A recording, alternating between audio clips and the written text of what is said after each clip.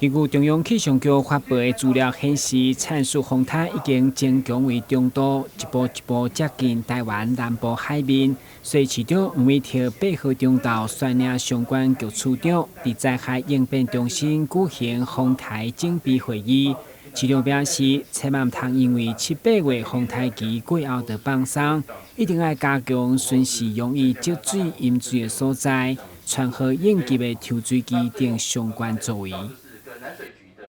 由于那个灿数台风快速生成，而且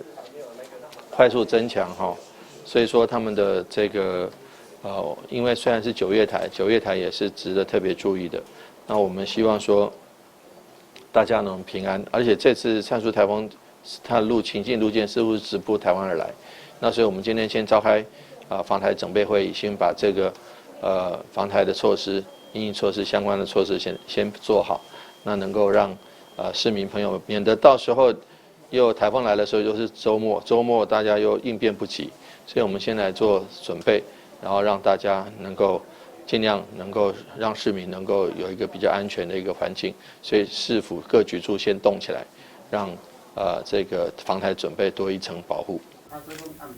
惠中生态风灾研究中心表示，目前预估该风台拜6礼拜距离南台湾上近，所以民众一定要密切注意变化。同时，市府第一时间卖将停班停课、公车营运以及本色清运等相关的资讯公开予市民清楚。台南新闻军及何秋芳采访报道。